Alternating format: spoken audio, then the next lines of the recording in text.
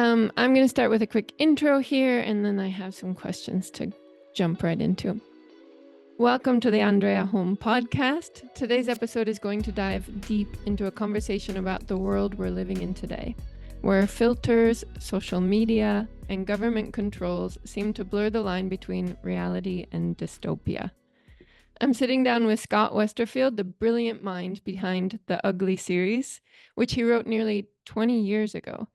This Friday, his vision comes to life with a Netflix adaptation of the series. We'll explore how his fiction feels eerily relevant today and ask the pressing question: how do we navigate a future where the lines between control, freedom, and chaos are more blurred than ever? Okay. Hi, Scott. Hi, how you doing? I'm great. I want to make sure, because I'm not sure that everyone watching this will understand the premise of The Ugly. So could you give, I know it's kind of complicated because there's a lot going on there, but could you give a brief summary of what happens in the Uglies series? Sure. Um, it's set in a world, it's a future with a lot of government control, and but it's one of those dystopias where the government doesn't oppress you, they make you oppress yourself. They tell you when you're raised from a little kid, you're told that you're ugly, you're just inherently unattractive and unappealing, and who would want to be with you? And you're going to eventually get this operation when you turn 16, which turns you from an ugly into a pretty. And the pretties have amazing lives, and they have these sort of Instagrammable, they live in the most Instagrammable part of town, and everything is wonderful all the time for them. And it's about, graduating into the system. And Uglies is about some conscientious objectors who want to keep their own face. So it involves running away to a sort of, to the wild, to live in a more natural world. It involves being chased by the government, overthrowing the government. It involves all kinds of, like all the stuff I was talking about Rebelliousness, earlier. in a Yes, way. yeah. The French marketing campaign for it was brilliant because it was just the words "belle, rebelle." Ah, that's So great. the whole book in 2 words. So that the title of the book is Belle Rebelle? Oh no, that I think the title is in French is just Uglies, but the sort of Okay. tagline or whatever. I like that. Yeah. Yeah. So I wanted to ask, first of all, how you first came up with this concept. Like, was it something that you felt in your adolescence, or was it something that you noticed more when you reached adulthood? I was an adult when I thought of this. A friend of mine who lived in New York moved to Los Angeles, and he was very much a New Yorker, hadn't left Manhattan for 10 years. And he suddenly gets to Los Angeles, and he went to the dentist, and his dentist asked him a strange question, which was, where do you want your teeth to be in 5 years? And he was like, in my mouth? Like, he didn't know what he was saying, what the question was. Interesting. And basically what the guy was asking him was, you have New Yorker teeth. They're a little bit yellow, they're a little bit crooked. You need to get some LA teeth.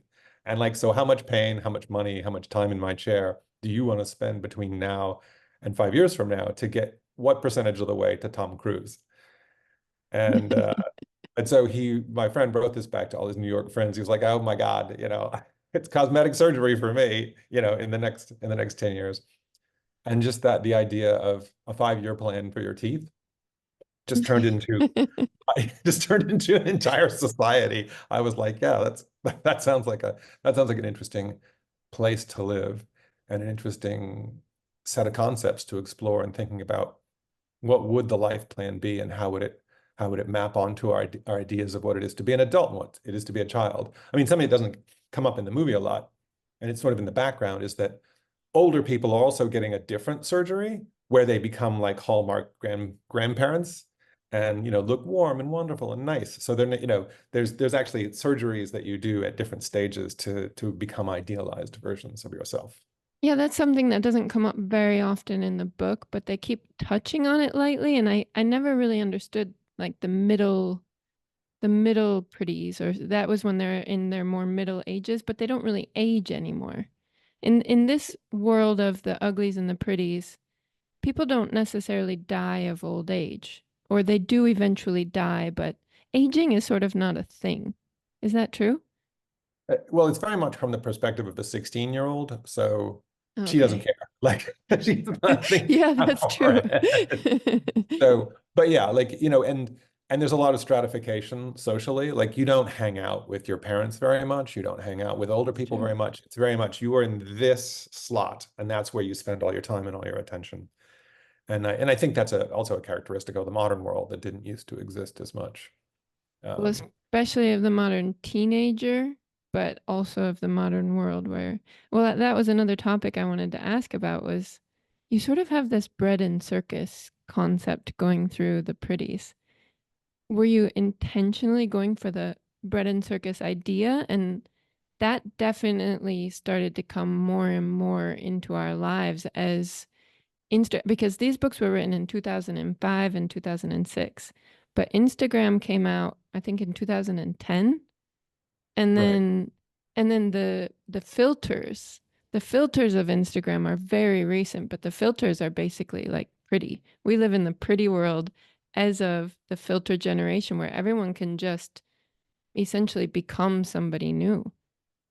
Yeah, it is weird because I mean I was started writing in 2002. So Huh. you're talking about a world where there's kind of no social media. And there was Photoshop, and people used Photoshop as a verb, but it was a pretty esoteric kind of skill to have and not something that everyone was doing. Um, so I was writing more about real plastic surgery. I mean, that was an era when I felt like my friends, you know, and my friends' kids were getting sort of, a nose job when they turned 17 or something, like people were getting, and like that was what I was more writing about. And it's interesting that the meaning of the book has completely changed, and everyone just thinks it's about social media now and about, the yassification of your life. And like when very early in the book and in the movie, Tally goes from Uglyville, where the Uglies live in sort of, kind of concrete brutalist dorms, and she goes to New Pretty Town, where the people who've just got the operation hang out. And it's absolutely luridly, brightly colored. Everything is already Instagram filtered for you. Every photo you take in any direction looks like a fireworks show. And so, it really feels like an absolutely direct comment on Instagram and on filters and on the way that we need like a magic mirror to look in. So we can't look in the real mirror. It's hard to look at your real self. What you want is, some hyper real version of your life.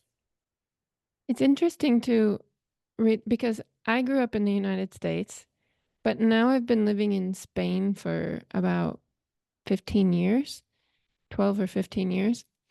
And I live in sort of a small town, but I still have a really close connection with my family and friends back in the US.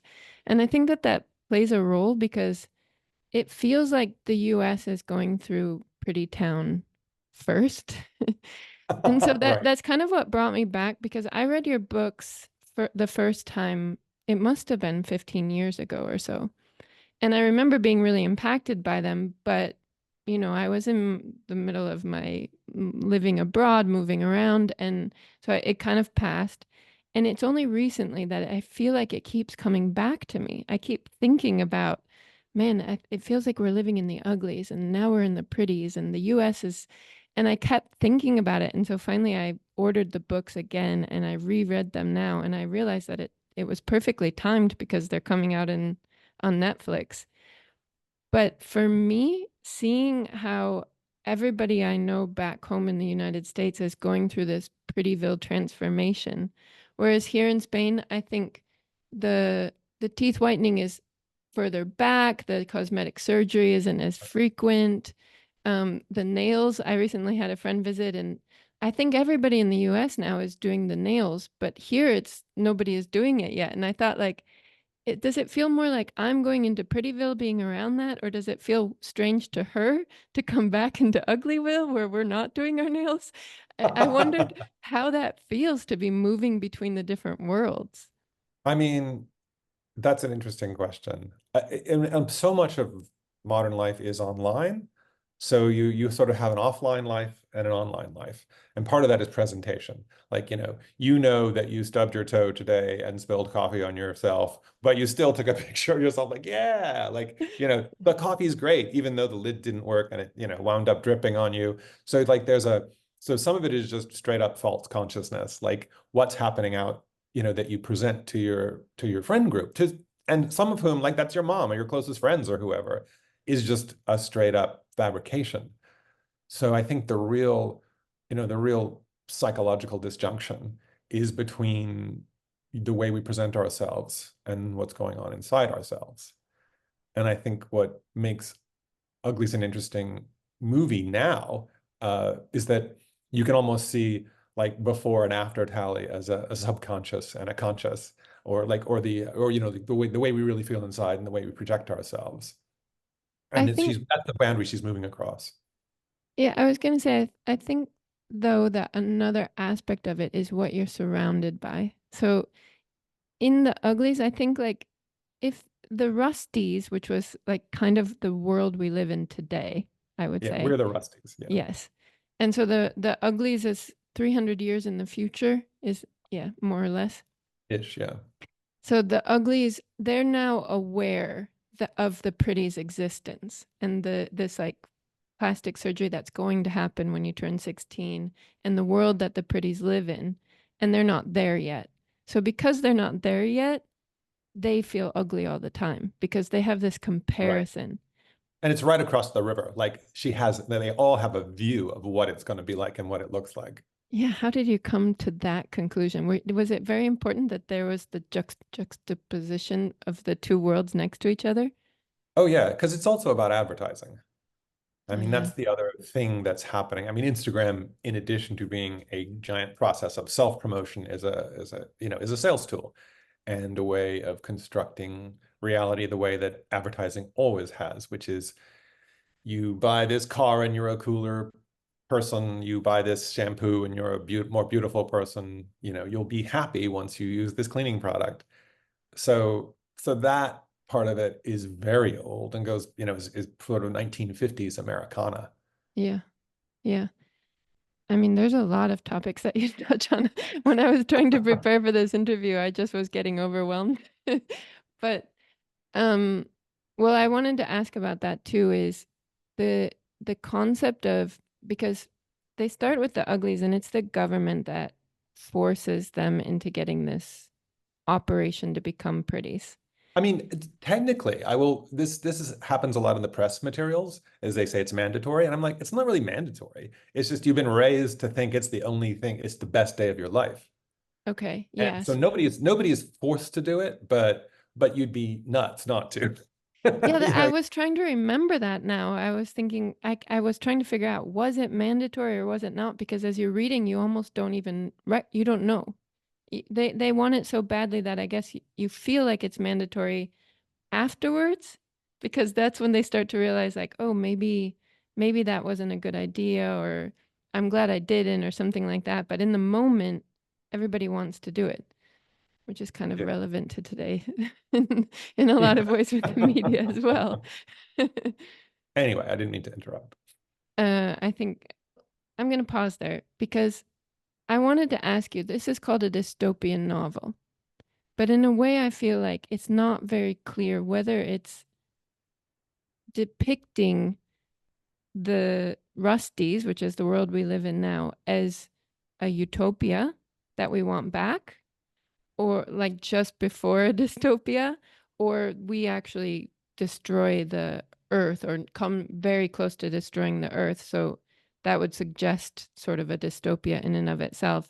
And then this big government and mind control taking over. And then, but because people don't feel that they're being controlled, then it doesn't seem like a dystopia. Do you look at this as a dystopian series? Yeah, I do love that I've had lots of teenagers respond and, talking to each other or online or talking back to me saying like, it wouldn't really be that bad. Like because I make New Pretty Town sound like such a fun place to live. Like I would be shallow, it would be kind of meaningless and pointless, but man, it would be easier than like my current life. And I think that like a lot of the nutritional content in books for teenagers happens not on the page, but in conversations between the people who are reading it, like with any book. But teens in particular, when they like a book, they will go get all their friends to read it. They will go, Yes. shamelessly demand their friends to read it. They will create a cafeteria table to talk about it. They will commit to that work.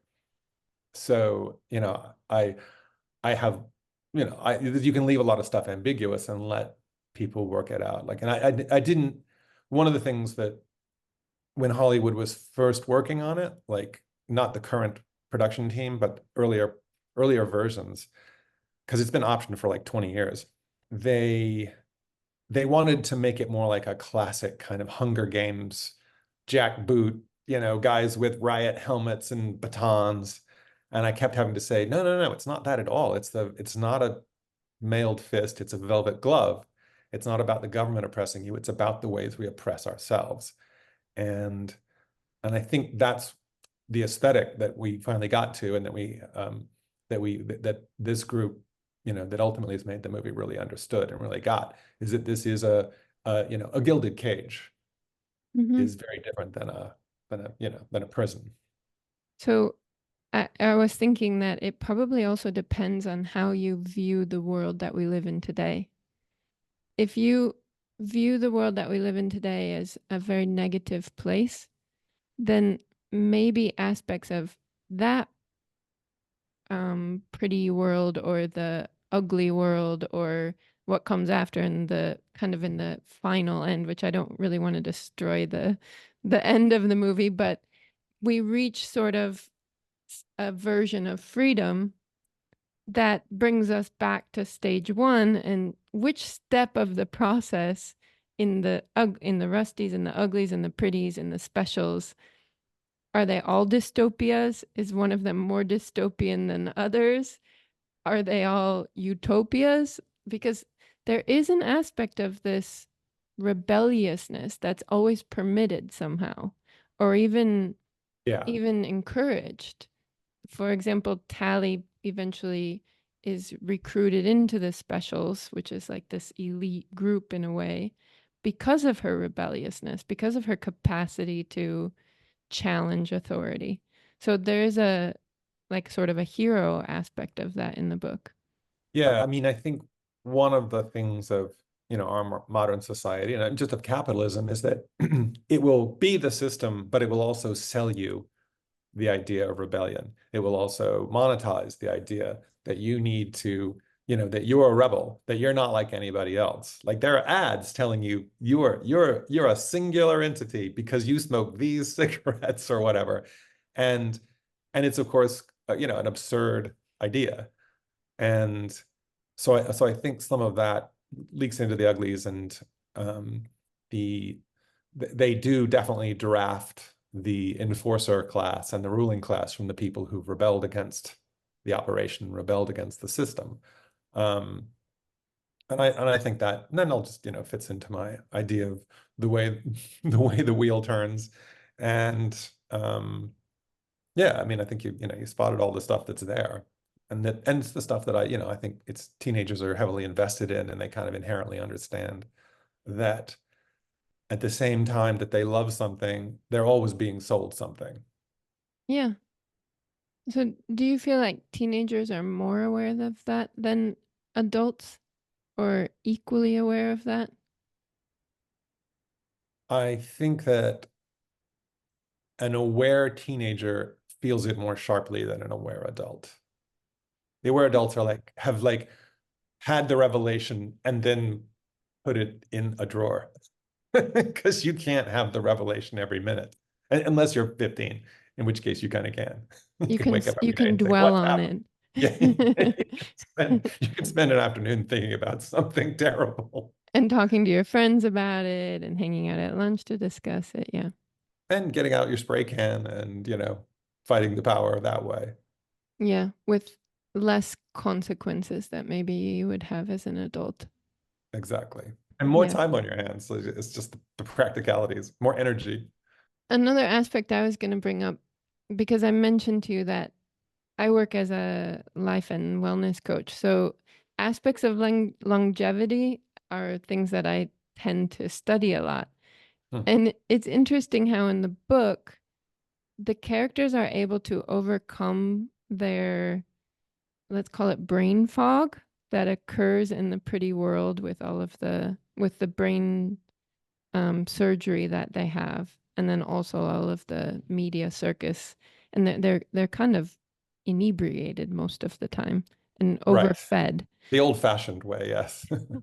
which again is still part of the whole longevity idea of if you're overfed and you have that sort of in Spanish they call it being empanada, which is like bread brain when you're a little bit Right. That's brain great. fogged. Then you don't have the capacity to sort of challenge authority as much, or you don't have the or to challenge what you've been sold. And in the book they they take these calorie purger pills and they fast, and that keeps them sort of more woke in a way. Were you aware of those concepts of autophagy that happens when you're in a fasted state? Did you write that on purpose, or was it just sort of a sensation you had? Um, I mean, I certainly didn't know the word autophagy. That's something I just learned, and that's cool. That's a great word. Um, but definitely, when you look at um, plastic surgery and the way it relates to teenagers, you got to think about all the other things that teenagers do to stimulate themselves, like eating disorders, Yeah. like and a lot of eating disorders, like some of it is like wanting to be thin, but there's all sorts of other stuff going on as well. It's about wanting to erase yourself. It's about just having control over your body. Because like the Yeah. one thing you can say is, no, I'm not going to eat that. You can't necessarily make your own food or buy your own food, but you can certainly refuse to open your mouth. And I think there's also something about risk taking when you're a teenager, like getting those endorphin rushes and those adrenaline rushes from doing just flat out stupid things and unsafe things that stimulates your brain and makes you feel like you're escaping the reality that's been imposed on you. So Yeah. there's a whole set of, behaviors that happens in book two. We are talking about book two now. That just doesn't happen in book one or in the movie because that's a book Oh, one. But okay. Okay. so that when people do become pretty, they do launch themselves into these behaviors to try to like break through the bread brain. The bread brain. Yeah, exactly. They climb things or drop from things or go into cold water, or all of those things sort of wake them up. In the same Yeah, way that having stresses in our life, like short, fast, intense stresses, can kind of like keep us awake, keep us motivated, give us the dopamine rush. That's not the long, constant, familiar, steady humdrum that we live in, but more of like right. fast jolts. We kind of don't have lions to chase us anymore, and there's perhaps some sense in certain communities that like we need that. Like, we're missing something kind of fundamental. Yeah. What do you think about the world we live in today if you were to compare it to the world of the pretties? Do we need some sort of Tally Youngblood to be saving us? Or how, I Yeah. mean, one part of the book is that there's never there's never this place that in a way I feel as a reader you keep hoping for something, but every time you reach that point you sort of think, "Oh no, I don't really want that either," because it keeps flipping. There's a balance that has to be reached. I'm trying not to talk too directly about it because I want people to watch the movie. But as soon as you get to less government control, then you feel there's too much chaos. And as soon as you get to too much chaos, you feel like we're running into problems there. So do you have a solution for people to think about in the world we live in today? I mean, yeah, I'm not that kind of writer. I'm more like I put things on the page and let people talk about them. I am very interested in I'm writing the people I'm writing for, because it's a book called Uglies or Pretties or Specials, like it because it's of its title and its cover, it's going to be read mostly by teenage girls. And there's an interesting things that happens is that, as you were alluding to, Tally is sometimes a rebel, a sometimes she's an enforcer, sometimes she's chosen, sometimes she's a follower, sometimes she's a leader, sometimes she's a betrayer of her friends, sometimes That's she's true. a good and close friend. And what's amazing is that despite all those things, I get all this fan mail from like 15-year-old girls who say, I am Tally. And I'm like, oh yeah, that's exactly what it is to be a teenage girl. It's like you're all of those things at once. And you're, in that part of your life, you're telling the first significant lie, and having the first moment when you're when you betray a friend or leave a friend group or have a friend betray you. And I think that set of intensities is what I was writing to and writing for, and trying to figure out what the politics of that are is really interesting. Um, because we're all fundamentally, what you're describing is a kind of chaos. However, I mean, that's one thing that's been revealed over the last 5 years, say since COVID, is that we had this huge complicated system, and this system was very ordered. But once COVID came along, the supply chains all broke down, because like your air conditioner in your house has parts from 30 different countries, and like parts of it are put together in 30 different places. So if one of those places was shut down, there were no air conditioners in the store. And I remember Mm. that summer, and it was like, oh yeah, no, these come from China, or these come from, this other thing comes from Turkey, and you just couldn't get anything, because we built this system that is so complicated that it is fundamentally fragile, and it is so ordered that it is fundamentally prone to chaos. It's like a giant clock with so many gears that one stick stuck, one twig in the gears shuts the whole thing down. And I think that's the world we live in as adults as well as teenagers, is there's this tremendous amount of order and control and process and systemicness, but it's all it's so efficient that it's fragile. It's what I mean, like Yeah, a like an assembly line is very efficient. It makes a lot of stuff. But if one part of it breaks down, then nobody on you that have line gets anything nothing. done. Yeah. It's a Whereas a beautiful cobbler, depiction. whereas a cobbler working on a shoe, you have 12 cobblers working on a shoe. They make shoes pretty slowly, but if one of them falls out, you just still have 11 cobblers. You know, Yeah, it's like, I I I want to come back to that of how you can compare it to what we saw during COVID, because to me, so many things changed during COVID that brings all of this round circle of seeing the ways that it feels to be in a bit of a government control, but at the same time, the media circus that comes along with it, and feeling a part of a community that you feel threatened to lose. Or I feel like we all felt like teenagers in that moment where suddenly right. we lost our feeling of control in the world that we lived in. And there was a lot of really frantic improvisation going on. Living in New York, I have a lot of friends who are restaurateurs, and they had to sort of reinvent their business every 3 months. Like for a while, they were getting a subsidy from the government to provide lunches for people who couldn't get out, like older people. And then they would switch to having, an outdoor space, or just serving breakfast, or like creating, a community garden where everyone would come and sort of stand a few feet apart and eat their breakfast together, so that there was some sense of being in community. And and then, of course, okay, now we're sort of opening some of the time. And so there was a constant sense of improvisation and of having to reinvent yourself. And I think that is very chaotic, and it's very difficult, but it also, it brings you in contact with your neighbors and brings you in contact with your various communities in ways that are really important as well. So And in a way, it was having a lion at the back door again. yeah, yeah. We all had to think about like which of these systems work and which don't. And one of the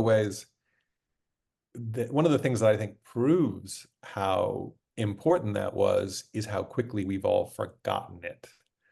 And there's almost no TV about the pandemic. Nobody's really trying to grapple with it. There's like 5 books that are set during the pandemic, but it's very strangely like um It disappeared. it's been kind of erased. Yeah. There will have to be, I mean, it seems like there can be more series that you write off of this ugly series, like more sections that we can use to make sense of the world that we live in through this futuristic concept. You did write another set of 4 books after this that plays off of the world of the Uglies. Yeah, it's set about 20 years later, and it's called Imposters, or the first one's called Imposters. But it's sort of it keeps going with the idea that you've articulated, which is that every society has created new problems in the way that they fixed the problems of the old society.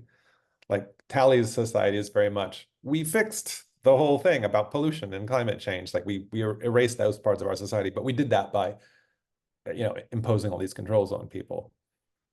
So Tally's revolution, or the movement she's involved in breaks that system and creates another set of problems, which are dealt with in the second 4 books, which are the Imposter series. So there was an old joke when I was growing up, which is we used to sit down and talk about our problems over coffee and cigarettes. Now our problems are coffee and cigarettes. Like, and I think that's the way reality goes. Definitely. I like that. Um, okay, so I just have a few last questions. You said that you were on set of the Netflix movie coming out. What were your first impressions of how it's coming along while it's done? So the time I was there was when they were shooting in the Smoke, which is the sort of community in the wild that Tally runs off to when she first sort of has her revelation. And so they had built this town, this natural town with these incredibly, like they're all out of natural materials, but they also looked really, futuristic and modern. Like the joinery is really amazing. They had sod on the roofs, like grass growing on the roofs, and it was real grass. It wasn't astroturf. And I was like, you guys know I just made this up, right? Like you actually built it. And I just wanted to like marry the production department Cool. because everything was so detailed. And like if you open a drawer, there's stuff in the drawer. And like different drawers had stuff belonging to different people. So the production department had just made up people so that, and most of these drawers, not these, and I've seen a cut of the film. None of these drawers ever get open in the film. But the production department says, like, what if the director wants a bit of business where someone opens a drawer? There has to be something there because you can't stop shooting for 2 hours when you've That's got 400 impressive. people around. But so they have to construct this entire world. And that is like, and people say, oh, Scott, you do good world building. It's like, no, nothing like Hollywood when they're at full bore. They're thinking about all this stuff that I get to ignore as a writer because I don't have to like tell you what's in every drawer. That would be an impossible book to read. Did you ever imagine that this would be turned into a movie? I mean, yeah, of course. Everyone Everybody imagines that when they're ready. everyone's imagined it, but when it happens, everyone's like, really? Me? Well, in a way, it's useful that it did happen 20 years after the book was published because the special effects and everything that comes along with it must be really amazing and also really crucial to the book, to the visual aspect of making this a real world. I also really like the fact that the actors who play Tally and Shay, the 2 female leads, are 100% read the books when they were 12 and 13 fans. So they're not coming to it as a piece of intellectual property or a hot book that needs to be adapted, or they're coming into as this is a fever dream I had when I was a little kid. Like this is a part of my life and my growing up. And that's a really wonderful thing about, and Joey, in addition to being an actor, is an executive producer. So, she has real control and real power over casting and things like that. And it's really great to have somebody who genuinely understands it there, and who understands it in a way that I don't understand it, because I didn't read it as a 12-year-old. So like it's I think waiting that 20 years is really valuable in that sense as well.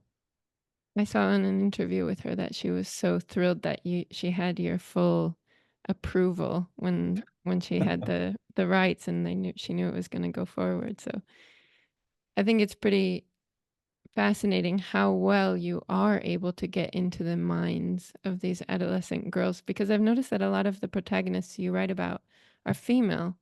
And I think that's, from what I've heard you say here and in other interviews, like you do a good job of getting into that adolescent female brain. I mean, I think it's just that when I was that age, the girls in my life were better at talking about what was going on in their head than the guys were, and better than I was. And they were like, to some extent, really good. They were the better articulators of what was going on. And they That makes helped me sense. figure out where my emotions were, because I was not super in touch with my emotions. As a male in the 1970s in Texas, I was not given a lot of tools to deal with like my thoughts about the world and society. I had David Bowie and girlfriend to help me out with that. So, and if you think about it, like this is a very sort of David Bowie kind of future. It's a little bit utopian, a little It's bit true. dystopian, very glam rock, very, rebellious and strange. Is that how it's portrayed also in the Netflix movie? Do you get that glam rock feeling? Yeah, there's definitely some scenes like that. It's a slightly different palette. It's not Diamond Dogs, but there are definite moments of maybe I could probably pick the right album. Like more Aladdin Sane than anything else. Yeah. Too bad we don't have David Bowie to act in it. Yeah. Things have Uh, gone to hell since he left us. the world will never be the same without him. Okay, and just a last question. Future projects that you have coming up, you've written over 20 books now. That's a lot and a good speed to be going. What's Thank next for you. you? I just could be old. Um, I do have a book that's going to be announced in a few days, which I won't announce here, but like pay attention. It's a book that I Oh, wrote with my wife, Justine Leberlestier, we've been married for more than 20 years, and for the first time we've written a book together. So exciting. that's something that's coming out. And but other than that, oh yeah, there's also an anime coming out of my Leviathan series. So I have Okay. this sort of biotech, World War I, steampunk, flying whale, weird trilogy that I wrote that's illustrated. And apparently it was very popular in Japan. So a Japanese studio, along with Netflix Japan, is creating an anime out of it, like all three books. And it Awesome. looks amazing. It looks really incredible. And what was that called again? Leviathan. Leviathan. I'm new But to yes. this genre, but I actually ordered a few more of your books and I'm waiting for them to come. So I've Oh, I've been excellent. a fan for a long time, but I fell off the face of the genre for a while, and now I'm back on, and Sure. I'll Are you be reading in here. Spanish or English? I'm reading in English, but I was going to say that because I know a lot of people who follow me are native speakers of Spanish, I think that young adult fiction is a good place to start if you want to read it in your non-native language. I mean, this book has a lot of sort of slang involved in it, so it's hard to know when it's not your native language which words are a normal part of the Sure. lingo and which words are not. But I think because it's intended for a younger audience, it keeps things pretty straightforward. So maybe I'll read one of the next ones in Spanish, because I've seen all of these books are available also in Spanish. I'm always excited to hear from a native speaker what they think of the translation, because I don't know. Ah, okay. What have you heard so far? Any good news? My French ones won an award. Awesome. One of my Awesome. French friends. That's all I know. Well, put that out there. Anybody who's a French speaker, the French ones won an award. Well, thank you so much again for coming to this. I have a million more questions that I wanted to ask, but I think that they're meant for long dinner conversations or much more time. So if you're ever in Spain, you're welcome to. I'll take you out to dinner and we can have longer conversations. But That thank sounds you for amazing. coming today. Yeah, thank you. It was really a pleasure. Okay. Bye. Cool. I'll Lovely to I'll talk. I'll end it there. I'll Yeah. stop the recording, but I'm always awkward at the ends. I never know. Yeah, yeah. Because you have to stop, and I'm like, is she really gonna hang up now, or or are we gonna like keep talking?